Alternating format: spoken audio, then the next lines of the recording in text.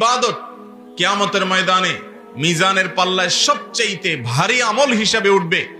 আজকের এই ঘুণে ধরা সমাজের প্রত্যেক মুসলমানের তিনি আল্লাহ নবী সাল্লাল্লাহু আলাইহি সাল্লামের প্রতি কি আদব এবং শিষ্টাচার দেখাবেন, নবী করিম সাল্লাল্লাহু আলাইহি সাল্লামের প্রতি তার ভদ্রতা এবং শিষ্টাচার কেমন হবে তার নমুনা তিনি উল্লেখ করেছেন।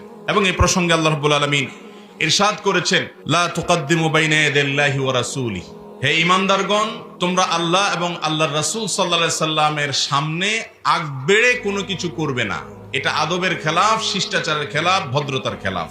আল্লাহ তাআলা আরো নির্দেশ করেছেন, ইয়া আইয়ুহাল্লাযীনা আমানু লা তারফাউ আসওয়াতাকুম ফাওকা সাওতিন নবী, নবী করিম সাল্লাল্লাহু আলাইহি সাল্লামের সামনে তোমরা তার আগে তার চাইতে উঁচু স্বরে কথা বলবে না। তোমরা একে অন্য যেরকম যে কোনো ভাবে কথা বলো, তার সামনে কথা বলতে তোমাদের স্বর যেন নিচু থাকে, সে বিষয়টি খেয়াল রাখবে। যদি তা না রাখো তাহলে তোমাদের আমল বরবাদ হতে পারে, তোমাদের আমল নষ্ট হয়ে যাবে, অথচ তোমরা টের পাবে না। কিয়ামতের ময়দানে মিজানের পাল্লায় শিক্ষাটি দিলেন, এই ভারী আমল হিসাবে উঠবে থেকে সবচেয়ে বেশি এই ঘুণে ধরা সমাজের, আমাদের সমাজে সম্মানিত ব্যক্তিদের সম্মান কিভাবে দিতে হয়, বয়সে সিনিয়র এবং